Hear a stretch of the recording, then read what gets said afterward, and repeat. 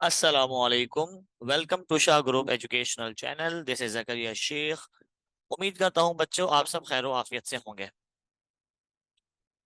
جیسے کہ آپ سب کے علم میں ہیں کہ کلاس 9 کی اسلامیات ہم پڑھ رہے تھے بیٹا. آج کا ہمارا ٹاپک ہے عبادت کا مفہوم اور تقاضے، ساتھ ہی ساتھ حدیث نمبر 5 اور حدیث نمبر 6.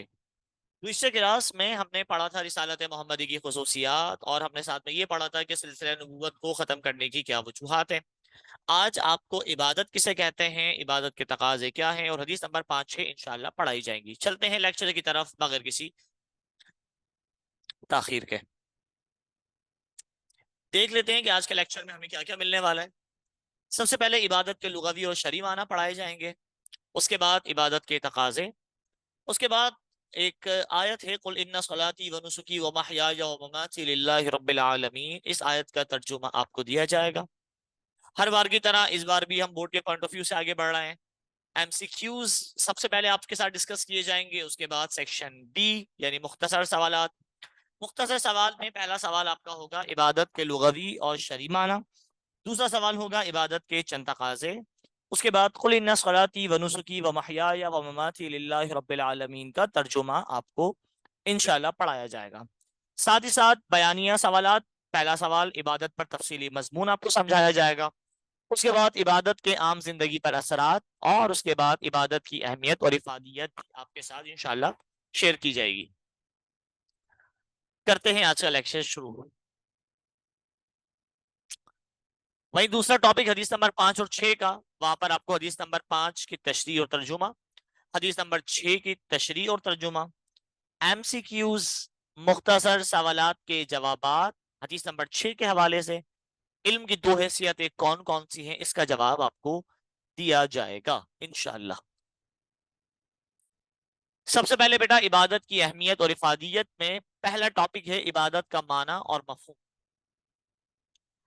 عبادت عربی زبان کا لفظ ہے جو عبد سے مشتق ہے، عین بے دال. عبادت کا معنی بندگی، عاجزی اور فرما برداری اور اطاعت کے ہیں. اصطلاح میں اللہ تعالیٰ کی خوشنودی کے لیے رسول اکرم کے اسوہ حسنہ کے مطابق زندگی گزارنے کا نام عبادت ہے. اسلام میں عقیدے کی درستگی کے بعد عبادت پر زور دیا گیا. عبادت کا مقصد تقوی ہے. یہ انسان کی وہ قلبی، وہ دلی کیفیت ہے جس سے انسان میں نیک اعمال کا شوق اور برائیوں سے نفرت پیدا ہوتی ہے. یہ اگر میں مختصر لفظوں میں کہوں تو بیٹا یہ ہے کہ عبادت کا جو لفظ ہے وہ عبد سے بنا ہے. عبد سے، عین بے دال. عبد کا معنی کیا ہوتا ہے؟ عبادت کا معنی کیا ہوا؟ بندگی، عاجزی، فرما برداری. شریعت مطہرہ میں نبی کریم کی بتائی گئی تعلیمات کے مطابق زندگی گزارنے کا نام عبادت ہے. مثال کے طور پہ اگر میں اپنی زندگی نبی کریم کے بتائے ہوئے طریقے سے گزار رہا ہوں تو یہ عبادت کے زمرے میں آئے گا. یہ تھا عبادت کا معنی اور مفہوم. اب دیکھتے ہیں عبادت کے تقاضے.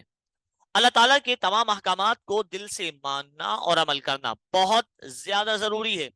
اللہ تعالیٰ نے جن کاموں کو حرام ٹھہرایا اسے ترک کیا جائے، چھوڑا جائے، اور جن چیزوں کو واجب اور فرض قرار دیا اس کی ادائیگی کی جائے. انسان کی عملی زندگی پر عبادت کے اثرات. اب بیٹا آپ کو بتائے جائیں گے کہ عبادت کے انسان کی زندگی پر کیا اثرات پڑتے ہیں، امپیکٹس کیا ہیں، اس کے اثرات کیا ہیں. ذرا دیکھیے، ملاحظہ فرمائیے. کہتے ہیں کہ اسلام کا نظام عبادت انسان کے اندر دوسرے انسانوں کے لیے محبت اور ہمدردی کے جذبات پیدا کرتا ہے. وہ دوسروں کے دکھ درد میں کام آتا ہے. وہ اللہ کی رضا کے لیے اجتماعی مفاد پر اپنے ذاتی مفاد کو قربان کرنے کا حوصلہ بھی رکھتا ہے. سب سے پہلا امپیکٹ کیا ہوا کہ عبادت صبر و تحمل کا سبق دیتی ہے. عبادت انسان کو صبر کرنے کا سلیقہ سکھاتی ہے. انسان جب عبادت کرتا ہے تو اس میں صبر پیدا ہونا شروع ہو جاتا ہے. دوسرا اثر یہ ہوتا ہے کہ عبادات مل جل کر رہنے کا سبق دیتی ہیں، اور عبادت گزار انسان معاشرہ پسند بنتا ہے. کیونکہ عبادت آپ کو دوسروں کے ساتھ مل کے رہنے کا سبق دیتی ہے. اب آپ نماز پڑھتے ہیں، نماز میں بہت سارے لوگ ہوتے ہیں. ہم حج کرتے ہیں، حج کی ادائیگی میں دنیا بھر سے لوگ آئے ہوئے ہوتے ہیں. انسان مل جل کر رہنے کا طریقہ سیکھتا ہے، اور اس طریقے سے وہ ایک معاشرے کو پسند کرنے والا بنتا ہے. وہ معاشرے کو اس طرح پسند کرتا ہے کہ معاشرے کی ترقی میں، معاشرے کی خوشحالی میں اپنا کردار ادا کرتا ہے. تیسرا اثر یہ ہوتا ہے کہ عبادت کی پابندی سستی، کاہلی اور وقت ضائع کرنے جیسی بری خصلتوں کو ختم کرتا ہے. نماز کی پابندی سے انسان وقت کا پابند ہونے کے ساتھ ساتھ ظاہری اور باطنی طور پر پاکیزہ ہوتا ہے اور برائیوں اور بے حیائی سے رک جاتا ہے۔ بیٹا عبادت آپ کو سستی اور کاہلی سے دور کرتی ہے۔ جب انسان عبادت کرنے میں اپنا بہترین وقت گزارتا ہے، انسان جب عبادت کرنا شروع کرتا ہے تو وہ سست نہیں رہتا، وقت ضائع نہیں کرتا، اسے وقت کا احساس ہونا شروع ہو جاتا ہے۔ روزہ انسان میں تقوی پیدا کرتا ہے، پرہیزگار ہو جاتا ہے، برائیوں سے بچتا ہے۔ زکوٰۃ یہ بھی ایک عبادت ہے، زکوٰۃ سے انسان کے اندر مال کی محبت ختم ہوتی ہے اور وہ دوسرے انسانوں کی مدد کر کے خوشی محسوس کرتا ہے۔ حج عالمی اجتماعیت کا درس دیتا ہے اور تمام دنیا کے مسلمانوں میں محبت کا تعلق پیدا کرتا ہے۔ عبادت لوگوں کے کام آنا، صلہ رحمی، میل جول اور آپس کے تعلقات بہتر ہونے کی صفات پیدا ہوتی ہے۔ دیکھو بیٹا اصل میں یہ روزہ، زکوٰۃ، حج جن کا ذکر کیا گیا یہ سب عبادتیں ہیں۔ اب اگر روزے کو دیکھیں تو روزہ انسان میں تقوی پیدا کرتا ہے، انسان گناہوں سے بچتا ہے، نیک کاموں کی طرف جاتا ہے، جن کاموں سے روکا نہ گیا اس سے پرہیز کرتا ہے، گویا عبادت انسان میں تقوی پیدا کرتی ہے۔ زکوٰۃ بھی عبادت ہے، زکوٰۃ جب انسان نکالتا ہے، زکوٰۃ ادا کرتا ہے تو مال کی محبت ختم ہوتی ہے، کیونکہ وہ مال نکال رہا ہوتا ہے نا، یہ کوئی ویلیوبل چیز، کوئی بھی ایسی چیز جو کہ اپنی ایک مالیت رکھتی ہے۔ جب انسان زکوٰۃ ادا کرتا ہے تو گویا مال کی محبت ختم ہوتی ہے۔ تو اگر یہ کہا جائے کہ عبادت سے مال کی محبت ختم ہوتی ہے تو یہ غلط نہیں ہوگا۔ اس طرح حج آپ کو اجتماعیت کا درس دیتا ہے۔ اجتماع، حج بھی تو ایک اجتماع ہے، سارے مسلمان ایک جگہ جمع ہوتے ہیں۔ تو انسان عبادتوں کے ذریعے تقوی پیدا کرتا ہے، عبادتوں کے ذریعے مال کی محبت ختم ہوتی ہے اور عبادتوں کے ذریعے اس میں مل جل کر رہنے کا سلیقہ پیدا ہوتا ہے۔ یہ تھے عبادت کے انسان کی زندگی پر اثرات۔ مجھے امید ہے آپ کو یہ بات بآسانی سمجھ آ چکی ہوگی۔ اب بڑھتے ہیں ایم سی کیوز کی طرف۔ سوال نمبر 1 کہ اللہ تعالیٰ نے انسانوں اور جنوں کو پیدا کیا؟ الف عبادت کے لیے، بے زراعت کے لیے، جیم تجارت کے لیے، دال صنعت اور حرفت کے لیے۔ مجھے امید ہے اس کا جواب آپ مجھے دیں گے۔ ویری گڈ، بالکل صحیح جواب۔ اللہ تعالیٰ نے انسانوں کو اور جنوں کو عبادت کے لیے پیدا کیا۔ اگلا سوال، نبی کریم کے اسوہ حسنہ کے مطابق زندگی گزارنا کا نام کیا ہے؟ معیشت، عبادت، تجارت۔ دیکھتے ہیں اس کا جواب کون دیتا ہے۔ بالکل صحیح جواب، نبی کریم کے اسوہ حسنہ کے مطابق زندگی گزارنے کا نام ہے عبادت۔ اب کچھ مختصر سوالات جو بہت ضروری ہیں، ذرا ملاحظہ فرمائیے گا، بورڈ کے حوالے سے بڑے امپورٹنٹ کوشچن ہے یہ۔ عبادت کے لغوی اور شرعی معنی کیا ہے، ذرا سمجھائیے۔ بیٹا عبادت عربی زبان کا لفظ ہے جو عبد سے مشتق ہے۔ عبادت کے لفظی معنی بندگی، عاجزی اور انکساری، اطاعت اور فرما برداری کے ہیں۔ اصطلاح میں اللہ تعالیٰ کی خوشنودی یعنی خوشی حاصل کرنے کی نیت سے نبی کریم کہ اسوہ حسنہ کے مطابق زندگی گزارنے کا نام عبادت ہے۔ یہ عبادت ہر اس عمل کو محیط ہے جس کے کرنے کا اللہ نے حکم فرمایا اور جس کے کرنے کا منع فرمایا۔ چونکہ بندے کا کام مالک کی اطاعت کرنا ہے، خاص طور پر اگر وہ مالک احکم الحاکمین یعنی اللہ ہے تو اس کے احکام کو اپنے لیے باعث خوشی اور باعث مسرت اور اطمینان سمجھنا ہی ایک بندے کی معراج ہے۔ جیسے کہ آپ کو لیکچر کے درمیان بتایا گیا کہ عبادت کا لفظ عبد سے بنا ہے جس کا معنی ہے اطاعت، فرما برداری۔ اگر شریعت مطہرہ میں عبادت کی ڈیفینیشن دیکھی جائے تو عبادت ہر اس کام کو کہتے ہیں جو جس کا اللہ نے حکم دیا۔ مثال کے طور پہ اللہ نے کسی کام کو حکم دیا، اگر میں نے وہ کر لیا تو یہ عبادت ہے۔ اللہ نے کسی کام کو روکا اور میں اگر اس سے رک گیا تو وہ بھی عبادت ہے۔ گویا اللہ تعالیٰ کے بتائے گئے راستے پر چلنے کا دوسرا نام عبادت ہے۔ پڑھتے ہیں اگلے سوال کی طرف۔ سوال نمبر 2، عبادت کے چند تقاضے۔ ہمیں اللہ تعالیٰ کے تمام احکام ماننے چاہیے، ان پر عمل کرنا چاہیے، جس کو اس نے حرام ٹھہرایا اسے ترک یعنی چھوڑنا چاہیے، اور جن چیزوں کو واجب اور فرض قرار دیا ان کو ادا کر کے اللہ تعالیٰ کی مکمل پیروی کی جائے۔ زندگی کے شعبے کو اللہ تعالیٰ کی اطاعت کے دائرے میں لانا یعنی کلی اطاعت کی جائے۔ ارشاد ربانی ہے مومنوں اسلام میں پورے پورے داخل ہو جاؤ۔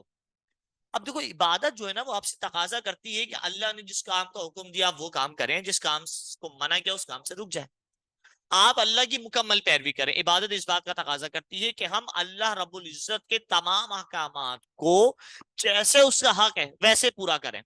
یہ بیٹا ہے عبادت کے چند تقاضے۔ اگلا سوال، قل ان صلاتی و نسکی و محیای و مماتی للہ رب العالمین کا ترجمہ آپ کو لکھنا ہوگا اس سوال میں بیٹا کہ یہ بھی کہہ دیجئے کہ میری نماز، میری قربانی اور میرا جینا اور مرنا سب اللہ رب العالمین کے لیے ہے۔ یہ تین سوال ایسے سوالات ہیں جو بورڈ کے حوالے سے بڑے امپورٹنٹ سوال ہیں۔ شارٹ کوسچن تھے، ان کے جوابات آپ کے سامنے دیے گئے، یہ لیکچر کے درمیان بھی آپ کو بتائے گئے تھے۔ اب بڑھتے ہیں بیٹا اگلے سوال کی طرف. تفصیلی سوالات سیکشن سی شروع کیا جا رہا ہے. پہلا سوال عبادت پر تفصیلی مضمون.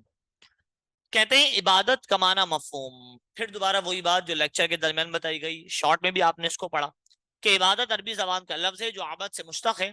عبادت کے لفظی معنی بندگی, عاجزی, انکساری اور اطاعت فرما برداری کے ہیں. شریعت میں اللہ تعالیٰ کی خوشی حاصل کرنے کی نیت سے نبی کریم علیہ السلام کے اسوہ حسنہ کے مطابق زندگی گزارنے کا نام عبادت ہے. یہ عبادت ہر اس عمل کو محیط ہے جس کے کرنے کا اللہ نے حکم دیا اور جس کے کرنے سے منع فرمایا. چونکہ بندے کا کام مالک کی پیروی کرنا ہے, خاص طور پر اگر وہ مالک احکم الحاکمین ہے تو اس کے احکام کو اپنے لیے باعث خوشی اور باعث مسرت اور اطمینان سمجھنا ہی ایک بندے کی معراج ہے.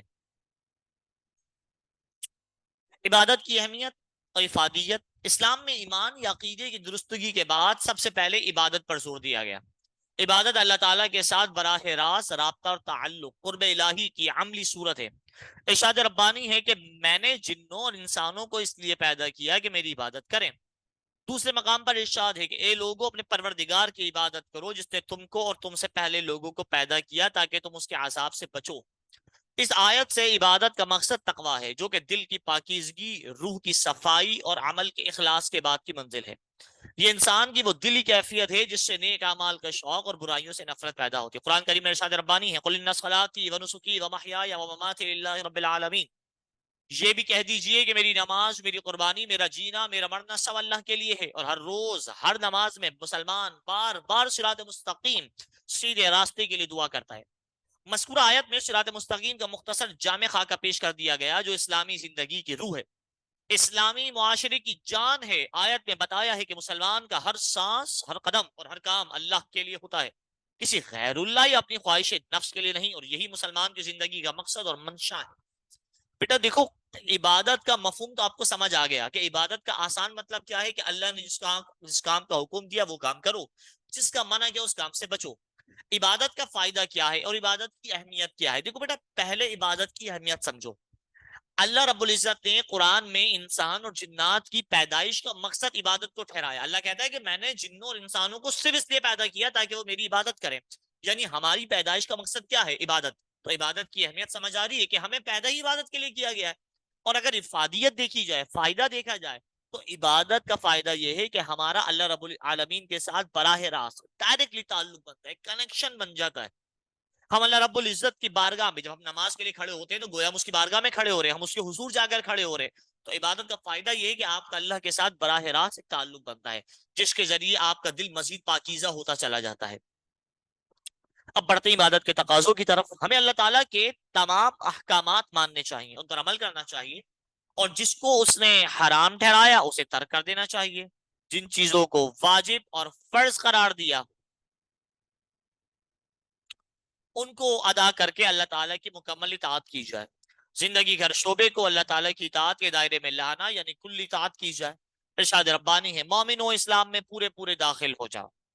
بیٹا یہ تھا عبادت پر مکمل مضمون جو آپ کے سامنے ہم نے پیش کیا, جس میں عبادت کا معنی مفہوم, عبادت کے تقاضے, عبادت کی اہمیت اور افادیت بتائی گئی. اگلا سوال بہت آسان, لیکچر میں پڑھ کر آئے ہیں, آپ کو یاد ہوگا, عبادت کی زندگی پر اثرات.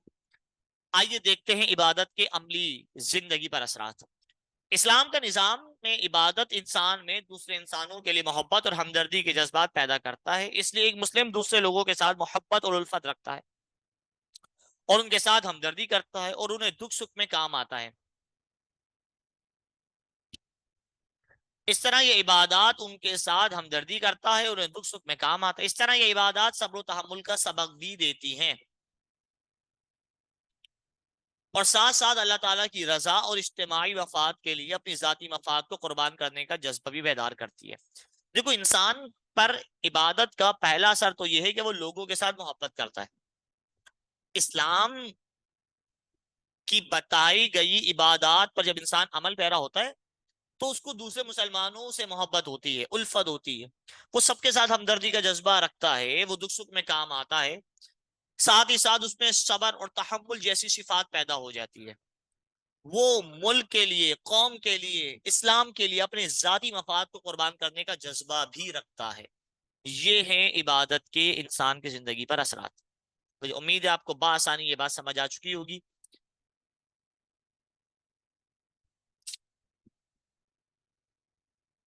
آئیے مزید دیکھتے ہیں۔ سب سے پہلا اثر میل جول کی عادت، عبادت کے انسانی زندگی پر ہم اثرات پڑ رہے ہیں۔ پہلا اثر ہے میل جول کی عادت۔ عبادت انسان کو سماج کے ساتھ مل جل کر رہنے کا سبق دیتی ہے، اس لیے انسان دوسرے انسانوں کے ساتھ مل جل کر رہنا سیکھ جاتا ہے اور معاشرہ پسند بنتا ہے۔ نمبر دو، سستی اور کاہلی کا خاتمہ۔ عبادت کی پابندی سستی، کاہلی اور وقت ضائع کرنے جیسی بری خصلتوں کو ختم کر دیتی ہے۔ نمبر تین، ظاہری اور باطنی تربیت۔ نماز کی پابندی سے انسان کے اندر اوقات کی پابندی، ظاہری اور باطنی طہارت اور پاکیزگی، قائد کی اطاعت اور اجتماعیت کی صفات پیدا ہوتی ہے اور وہ برائیوں اور بے حیائی سے رکتا ہے۔ جی ہاں، یہ وہ اثرات ہیں جو آپ کو پہلے بھی بتائے گئے کہ دیکھو بیٹا، عبادت سے نا پہلا اثر میں آپ کو ذرا آسان لفظوں میں سمجھا دوں کہ عبادت سے انسان مل جل کر رہنا سیکھتا ہے، معاشرہ پسند بنتا ہے، وہ لوگوں کے ساتھ ہمدردی کا جذبہ رکھتا ہے۔ دوسرا اثر کیا تھا کہ اس میں سستی نہیں ہوتی، وہ بڑا وقت کا پابند ہوتا ہے، وقت ضائع کرنے سے بچتا ہے، بری عادتوں سے بچتا ہے۔ تیسرا اثر کیا ہے کہ اس کا ظاہر اور باطن دونوں تربیت پا رہا ہوتا ہے، اس کے اندر۔ اب مثال کے طور پہ ایک مثال میں آپ کے لیے رکھ دیتا ہوں کہ نماز عبادت ہے۔ جب انسان نماز پڑھنے کے لیے کھڑا ہوتا ہے تو پہلے وضو کرتا ہے، یعنی ظاہری پاکیزگی حاصل کرتا ہے، اور جب نماز پڑھتا ہے تو اس کی طہارت اندرونی ہو رہی ہوتی ہے، یعنی اندرونی پاکیزگی بھی ہو جاتی ہے۔ لہذا عبادت سے آپ کی ظاہری اور باطنی تربیت بھی ہو رہی ہوتی ہے۔ اگلا اثر، نیکی اور برائی میں تمیز کی صلاحیت۔ روزہ انسان میں تقوی پیدا کرتا ہے، یعنی خوف خدا آدمی کو نیکی اور برائی کی تمیز کراتا ہے۔ اگلا اثر بیٹا، راہ خدا میں خرچ کرنا۔ زکوٰۃ کے ذریعے انسان کے اندر سے مال کی محبت کم ہوتی ہے اور وہ اپنے جیسے دیگر انسانوں کی مالی مدد کرنے میں خوشی محسوس کرتا ہے۔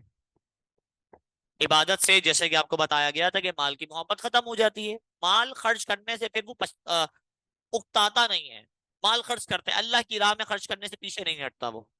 اگلا اثر، اجتماعیت۔ حج عالمی طور پہ اجتماعیت کا درس دیتا ہے۔ اگلا اثر، صلہ رحمی۔ لوگوں کے کام آنا، صلہ رحمی کرنا، اپنے ماتحتوں کی کفالت کرنے والے اعمال سے آپس میں میل جول اور تعلقات بہتر ہوتے ہیں۔ عبادت کے یہ تمام ثمرات، یہ تمام فائدے مومن اس کی نیت اور اخلاص کی بنیاد پر حاصل ہوں گے۔ عبادت میں نیت کی درستگی اور اخلاص اس کی قبولیت کی کلید ہے، پھر ہر نیکی مومن کے لیے عبادت کا درجہ رکھتی ہے اور اس پر قائم رہنے کے لیے بھی تاکید کی گئی ہے۔ ارشاد ربانی ہے، تو اسی کی عبادت کرو اور اس کی عبادت پر ثابت قدم رہو۔ بیٹا یہ تھے عبادت کے اثرات جو آپ کو بتایا گیا کہ انسان ایک دوسرے کے ساتھ مل کر رہتا ہے، انسان میں پرہیزگاری ہوتی ہے، انسان معاشرہ پسند رہ جاتا ہے، وہ وقت کو ضائع نہیں کرتا، وہ سست نہیں رہتا، اور آخری جو اثر ہے وہی دنیاوی اور اخروی یعنی آخرت کی سعادت ہے۔ یہی وہ عبادات ہیں جو انسان کی اصلاح کے ساتھ ساتھ معاشرے میں بھلائیوں اور نیکیوں کی ترویج کا ذریعہ بنتی ہیں اور مومن کے لیے دنیاوی اور اخروی سعادتوں کا سبب بن جاتی ہے۔ عبادت کے ذریعے انسان دنیا میں بھی کامیاب ہوتا ہے اور آخرت میں بھی کامیاب ہو جاتا ہے۔ تیسرا سوال، عبادت کی اہمیت اور افادیت تحریر کریں۔ عبادت کی اہمیت اور افادیت سبق کے درمیان بتائی گئی، دوبارہ پیش کیا جا رہا ہے۔ اسلام میں ایمان یا عقیدے کی درستگی کے بعد سب سے پہلے عبادت پر زور دیا گیا، اور عبادت اللہ تعالیٰ کے ساتھ براہ راست رابطہ اور تعلق قرب الہی کی عملی صورت ہے۔ ارشاد ربانی ہے کہ میں نے جنوں اور انسانوں کو اس لیے پیدا کیا کہ میری عبادت کریں۔ دوسرے مقام پر ارشاد ہے کہ اے لوگوں، اپنے پروردگار کی عبادت کرو جس نے تم کو اور تم سے پہلے لوگوں کو پیدا کیا تاکہ تم اس کے عذاب سے بچو۔ اس آیت سے عبادت کا مقصد تقوی ہے، جو کہ دل کی پاکیزگی، روح کی صفائی اور عمل کے اخلاص کی بات کی منزل ہے۔ یہ انسان کی وہ دلی کیفیت ہے جس سے نیک اعمال کا شوق اور برائیوں سے نفرت پیدا ہوتی ہے۔ قرآن کریم میں اللہ رب العزت کا ارشاد ہے، ترجمہ، کہ یہ بھی کہہ دیجئے کہ میری نماز، میری قربانی، میرا جینا، میرا مرنا سب اللہ کے لیے۔ ہر روز ہر نماز مسلمان بار بار صراط مستقیم یعنی سیدھے راستے کے لیے دعا کرتا ہے۔ مذکور آیت میں صراط مستقیم کا مختصر جامع خاکہ پیش کیا گیا جو کہ اسلامی زندگی کی روح ہے، اسلامی معاشرے کی جان ہے۔ آیت میں بتایا گیا کہ مسلمان کا ہر سانس، ہر قدم، ہر کام اللہ کے لیے ہے، کسی غیر اللہ یا اپنی خواہش نفس کے لیے نہیں، اور یہی مسلمان کی زندگی کا مقصد اور منشا ہے۔ مجھے امید ہے اس سوال کا جواب آپ کو بآسانی سمجھ آ چکا ہوگا، یہ وہی جواب ہے جو سبق میں بھی بیان کیا گیا تھا۔ آئیے حدیث نمبر 5 دیکھ لیتے ہیں۔ پہلے آپ کو تھوڑا سا مختصر تعارف کہ اس حدیث مبارکہ میں نبی کریم سے محبت کو ایمان کی تکمیل کی بنیادی شرط قرار دیا. جب تک مسلمان رسول اکرم سے سب سے زیادہ محبت اختیار کرنے کے ساتھ ساتھ اپنی خواہشات، اپنی مرضی، اپنی جان، اپنی اولاد، اپنی مال سے بھی بڑھ کر محبت نہیں کرتا، وہ کامل ایمان والا ہو ہی نہیں سکتا. حدیث دیکھیے گا کہ لا یؤمن احدکم حتی اکون احب الیہ من والدہ وولدہ والناس اجمعین. تم میں کسی کا بھی ایمان اس وقت تک مکمل نہیں ہوگا جب تک کہ میں اس کی نظر میں اس کے والد اور تمام لوگوں سے پیارا اور محبوب نہ ہو جاؤں. اس حدیث میں سرور کائنات سے محبت کو علامت ایمان یعنی ایمان کی نشانی بتایا گیا. محبت کو علامت ایمان بتایا گیا. حضور اکرم صلی اللہ تعالی علیہ وآلہ وسلم سے کرنے میں تمام اقسام کی محبتیں جو ماں باپ اور بیوی بچوں کی محبت کی طرح ہوتی ہے، دوسری قطعی اسباب یا نفسانی بطنی اسباب یا نفسانی اسباب کی وجہ سے ہوتی ہے. یہ سب شامل ہے. یعنی حضور اکرم علیہ السلام کے ساتھ اختیاری محبت رکھ کر جب تک بندہ اپنی خواہشات، اپنی مرضی، اپنا مال، اولاد اور اپنی جان بھی اللہ تعالی اور نبی کریم علیہ السلام فرماتے ہیں تم میں سے کوئی کامل مومن نہیں ہو سکتا یہاں تک کہ اس کی خواہش اس شریعت کے تابع نہ ہو جائے جس کو میں لے کر آیا ہوں. آسان لفظوں میں بیٹا بات کو سمجھیے گا. اصل میں نبی کریم علیہ الصلوۃ والتسلیم سے محبت ایمان کی شرط ہے. نبی کریم علیہ السلام نے فرمایا جب تک تم اپنی اولاد، اپنے والدین اور تمام لوگوں سے زیادہ مجھ سے محبت نہیں کرتے تب تک تم کامل مومن نہیں ہو. اب جیسے کہ آپ کو بتایا گیا کہ نبی کریم علیہ الصلوۃ والتسلیم کو کامل محبت کرنے کا ہمیں حکم دیا گیا. نبی کریم نے خود فرمایا کہ جب تک تم اپنی اولاد، اپنے والدین اور تمام لوگوں سے زیادہ مجھ سے محبت نہیں کرتے جب تک تمہارا ایمان مکمل نہیں ہوگا. آئیے اب دیکھتے ہیں کچھ اہم ایم سی کیوز حدیث نمبر 5 کے. پہلا سٹیٹمنٹ آپ کے لیے، حدیث میں علامت بیان کیا گیا کس چیز کو؟ محبت کو، خلوص کو، ایمانداری کو یا پھر خیال کو؟ اس کا صحیح جواب ہے محبت کو. سیکنڈ سٹیٹمنٹ، اس وقت تک ایمان مکمل نہیں ہوتا جب تک رسول اکرم علیہ السلام محبوب نہ ہو جائیں، والد سے زیادہ، اولاد سے زیادہ، تمام لوگوں سے زیادہ. یہ تمام دیکھتے ہیں اس کا جواب آپ میں سے کون دیتا ہے. ویری گڈ، تمام لوگوں سے زیادہ.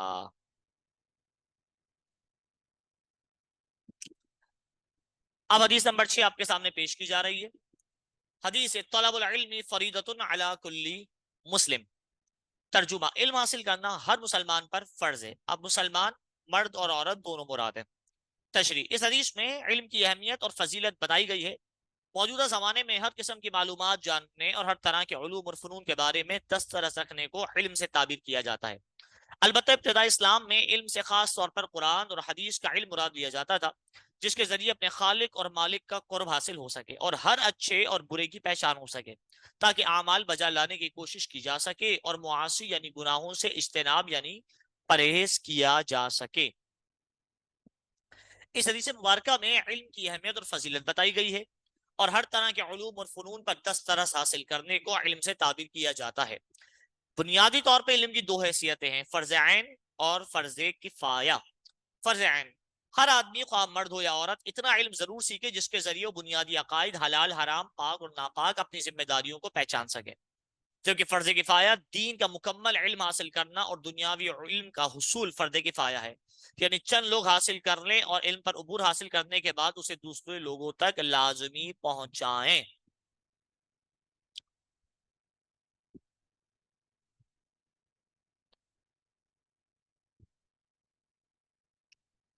ابھی علم کی دو حیثیتوں کو ذرا ڈیٹیل میں سمجھاتے ہیں کہ فرض عین، ہر آدمی چاہے مرد اور عورت اتنا علم لازمی سیکھے جس کے ذریعے وہ عقیدے کی ضروری باتیں، حلال حرام، پاک اور ناپاک اور اپنی ذمہ داریوں کو پہچان سکے. جبکہ فرض کفایہ ہے دین کا مکمل علم حاصل کرنا، دنیاوی علوم اور فنون کا حصول فرض کفایہ ہے. چنانچہ اس حدیث میں انفرادی اور اجتماعی طور پہ علم کا لازم قرار دیا گیا.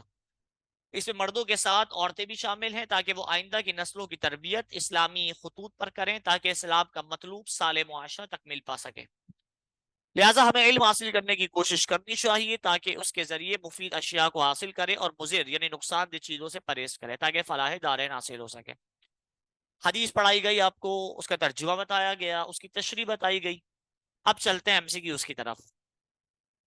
ہر قسم کی معلومات جاننے اور علوم اور فنون کے بارے میں دسترس رکھنے کو کیا کہتے ہیں؟ علم، عمل، جستجو یا تعلیم؟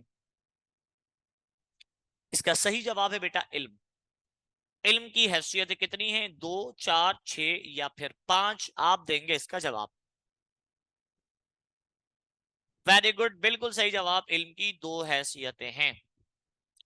پڑھتے ہیں حدیث نمبر 6 کے مختصر سوال کی طرف۔ علم کی 2 حیثیتیں کون کون سی ہیں؟ جواب 2 ہیں بیٹا، فرض عین، فرض کفایہ، سبق میں بتایا گیا۔ ہر آدمی خواہ مرد ہو یا عورت اتنا علم ضرور سیکھے جس کے ذریعے وہ عقیدے کی ضروری باتیں، حلال حرام، پاک اور ناپاک، اپنی ذمہ داریوں کو پہچان سکے۔ جبکہ فرض کفایہ کو اگر وضاحت کی طرح پیش کیا جائے، واضح کیا جائے، وضاحت دی جائے، تو دین کا مکمل علم حاصل کرنا اور دنیاوی علوم کا حصول فرض کفایہ ہے۔ چنانچہ حدیث میں انفرادی اور اجتماعی طور پر علم کو لازم قرار دیا گیا، اس میں مردوں کے ساتھ عورتیں بھی شامل ہیں۔ یہ تھا بیٹا آج کا سبق جو کہ آپ کو پڑھایا گیا، جس میں آپ کو بہت ساری باتیں سمجھائی گئیں۔ اس میں آپ لوگوں کو، میرے بچوں، عبادت کا معنی، مفہوم، عبادت کی اہمیت اور افادیت، عبادت کے زندگی پر اثرات، ساتھ ساتھ علم، علم کی حیثیت، حدیث نمبر 5 اور 6، تمام چیزیں تفصیل کے ساتھ پڑھائی گئی۔ امید کرتا ہوں آپ کو تمام چیزیں بآسانی سمجھ آ چکی ہوں گی۔ یہی ہماری کلاس اپنے اختتام کو پہنچتی ہے۔ سر زکریا کو اجازت دیجیے، ملاقات ہوگی انشاءاللہ اگلی کلاس میں۔ اپنا بہت سارا خیال رکھیے گا۔ السلام علیکم ورحمۃ اللہ۔